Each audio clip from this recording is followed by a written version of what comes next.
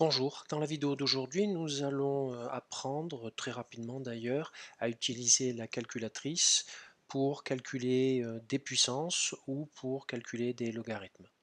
Alors, on va commencer comme dans l'exercice numéro 1 par une puissance de 10.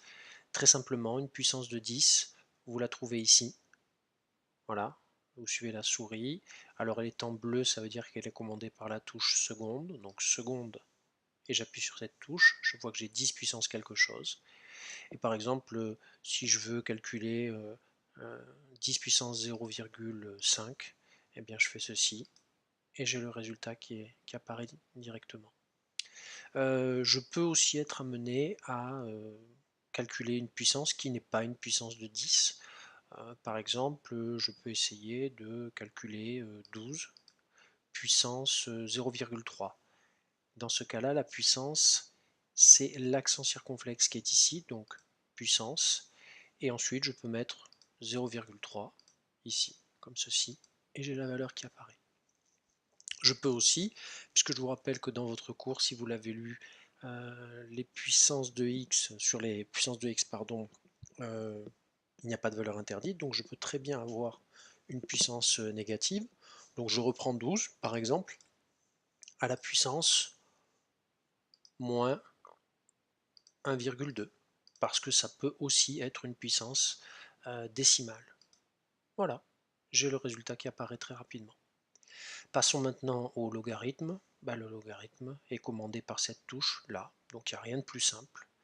C'est logarithme, par exemple, alors il ouvre une parenthèse tout de suite, logarithme de 12, je referme la parenthèse, et j'ai le résultat qui apparaît.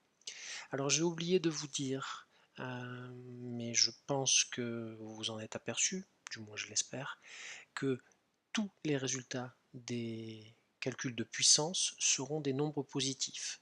Dans certains cas, ils seront très petits, ou même dans d'autres cas plus grands, mais ce sont toujours des nombres positifs. Par contre, le résultat d'un logarithme, lui, n'est pas toujours positif. Je ne peux pas calculer, par exemple, le logarithme de moins 3, parce que dans votre cours, alors j'ai mis une double parenthèse, pardon, je vais la supprimer. Voilà. Dans votre cours, vous voyez, il dit erreur. Alors peu importe le signal exactement, mais quand je fais voir, c'est tout simplement le moins 3 ici qui lui pose problème parce que ça poserait problème à n'importe quelle calculatrice. Le logarithme est une fonction qui a été conçue pour être utilisée uniquement avec des nombres strictement positifs, c'est-à-dire on exclut les nombres négatifs et on exclut 0. Donc je vais corriger ceci, je reviens là, je supprime. Par contre, le logarithme de 3, pas de problème. Là aussi, logarithme de 0, souvenez-vous, hein, strictement positif, donc là aussi, il me dit erreur, erreur de domaine, ça ne lui convient pas. Je ne calcule pas le logarithme de 0. Par contre, si je lui dis,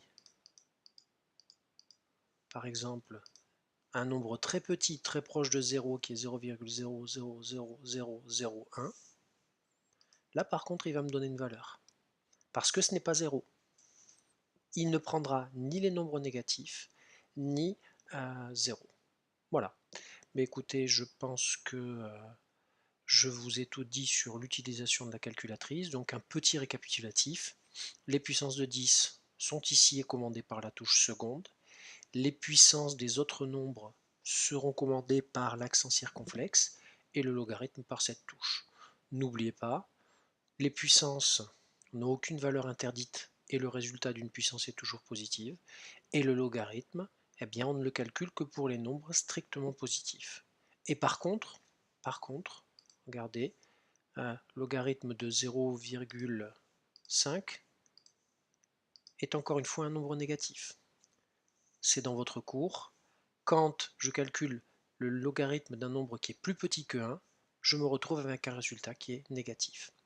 Voilà, j'espère que cette vidéo vous aidera. Je vous souhaite bon courage et je vous dis à bientôt.